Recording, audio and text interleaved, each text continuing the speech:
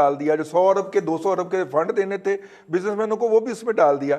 और फिर हमने बड़ा भीगी बिल्ली बन के IMF को खत लिखा कि नहीं, ये 1200 अरब तो हमने सियासी तौर पे किया है, असल में तो हमने 500 अरब का किया है। और 500 अरब में भी हम ये कोशिश करेंगे कि डिसबर्समेंट जो है हमारी, अब गौर कीजिएगा, वो $3 बिलियन का मार्क जो है वो क्रॉस ना करे, यानी कि तकरीबन कुछ 450 अरब रुपए से जारी हम ज़्यादा जारी नहीं करेंगे। तो माई बाप आप बुरा ना मनाइएगा यार, जहाँ पे गवर्नमेंट इतनी डट के झूठ बोल रही हो। ये IMF की जो है ना ट्रांसपेरेंसी, उस पॉलिसी के तहत उन्होंने ये लेटर अपनी वेबसाइट पे जारी कर दिया। एक जुमला मेरा और हमारी हुकूमत 1200 अरब रुपए के ऊपर धमाल डाल रही। जी सर, एक जुमला मेरा बटी से पहले, क्या हुकूमत की तरफ से किसी खूबसूरत किस्म के वजीर की तरफ से या किसी शर्मीले वजीर की तरफ से ये बात भी आई है कि हमारी वजारत ने वफाकी सतह पे इतने अखराजात कम कर लिए हैं? आज जिस दिन ये खबर आई मुझे बताइए, मैं आपको क्योंकि मैंने उस दिन धमाल डालनी है। असलान भट्टी यार, ये हुकूमत हमें कुछ कहती है, IMF के सामने और झूठ बोलती है यार। रईस साहब, इसके लिए जो है ना, मैं आज वो उस तरह का तजिया नहीं दूंगा आपको। मैं एक छोटा सा किस्सा आपको सुनाने लगा हूँ, प्लीज गौर से सुन लीजिएगा। उसके तमाम सवालों के जवाब महमल से लेकर प्रोफेसर साहब तक और अपना मुमताज भट्टी तक जो है ना, सारे जवाब उसके अंदर आ जाएंगे। एक ट्रक ड्राइवर था जी, एक उसका क्लीनर होता है, एक होटल पे रुके, खाना खाया, उसके बाद एक सिगरेट पिया बड़ा कड़क किस्म का, और उन्होंने कहा जी उस्ताद जी मैं चलावांगा ट्रक। उसने जनाब पीछे देखा तो पंक्चर था, जैक लगाया, टायर बदला, वो कड़क सिगरेट पीने के बाद भूल गया जैक उतारना। ठीक है जी, ट्रक में बैठ गए। उस्ताद ने कहा 2 घंटे बाद मुझे जगा देना है तुमने। उन्होंने कहा लो जी उस्ताद जी, बिल्कुल डन हो गया। लो जी, उसने दिया, पहला गेयर लगाया, रेस दी, दूसरा, तीसरा, चौथा, 5वां गेयर लगा दिया, धड़ाधड़।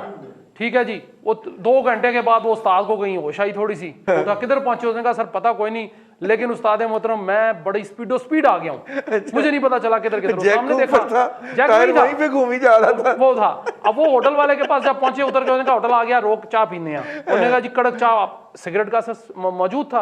उन्होंने कहा जी कड़क चाय दे दे। उसने कहा जी कड़क चाय उन्हें छोड़ो, उसने 5-7 उसको तबर्रे सुनाए। उन्होंने कहा ये धुआं मार मार के सारा होटल भर देता जे, और ट्रक नू जैक ते थल्ले लाओ तो फिर चलाओ। तो हमारी हुकूमत का वही हाल है कि ट्रक उन्होंने जैक पे खड़ा कर दिया है। अब वो रेस दिए जा रहे हैं, कंडक्टर साहब भी, क्लीनर साहब भी और ड्राइवर साहब भी, चले, लेकिन वो चल नहीं रहा। जी ठीक है। और आपने हमें किस्सा सुनाया, हमें किस्से में डाला नहीं, वरना मैं और रजी तो गए थे। और जिन्होंने ट्रक इनको दिया है वो भी खुदा का खौफ करे। -1.5% हमारा GDP ग्रोथ रहेगा, ये तो हफीज शेख साहब ने फरमा दिया है। जबकि उनके हम नाम हफीज़ पाशा साहब हैं, वो कह रहे हैं कि ये 2.5 से 3.5 के दरमियान रहेगा। और तकरीबन यही बात डॉक्टर इशफाक हसन साहब ने भी, आपके जो इस्लामाबाद में रहते हैं, उन्होंने भी यही फरमाई है। इस तरह के मैयर से क्या हम ये जो नेगेटिविटी की तरफ जा रही है, हमारी मईशत सकड़ाव की तरफ जा रही है, जिसे कहना चाहिए वो डिफ्लेशन की तरफ जा रही है, डू यू फील कि इसके नतीजे के अंदर कोई बेहतरी की सूरत पैदा होगी? देखिए, ये कहना बहुत मुश्किल है। पहली चीज़ तो ये है कि पाकिस्तान जो है, और ये वर्ल्ड बैंक वगैरह और इन सब की ये प्रेडिक्शंस हैं कि हम पिछले 68 सालों में पहली बार जो है हम एक रिसेशन की तरफ जा रहे हैं, और एक ऐसे वक्त पे रिसेशन की तरफ जा रहे हैं जबकि ग्लोबल रिसेशन भी होगा, जिसका मतलब है कि पाकिस्तान की इकॉनमी जो कि ऑलरेडी बड़ी स्ट्रगलिंग इकॉनमी थी, उसके लिए बड़े ही सख्त मुश्किलात के वक्त हैं।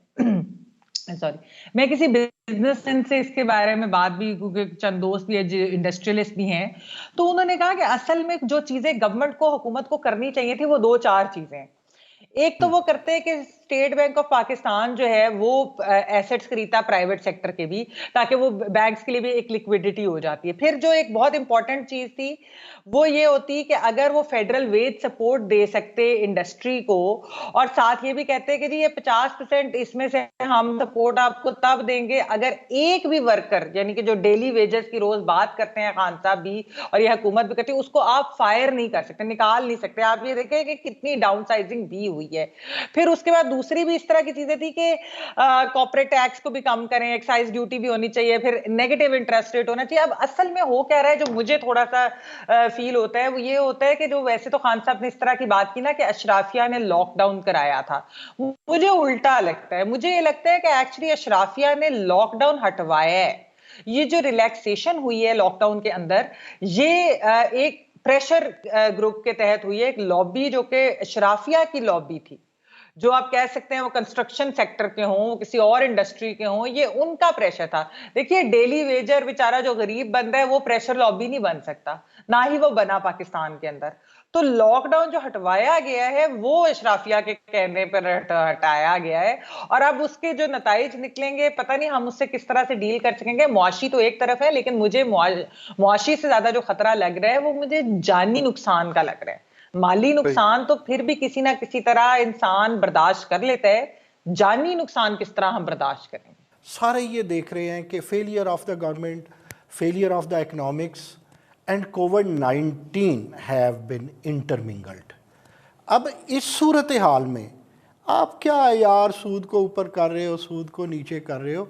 ये दौर था वेलफेयर का, स्टेट वेलफेयर के लिए काम करती, लोगों के लिए काम करती, और ये जो उसको भी हमने डिस्प्यूटेड बना दिया कि जी ये एहसास है या बेनज़ीर इनकम सपोर्ट है।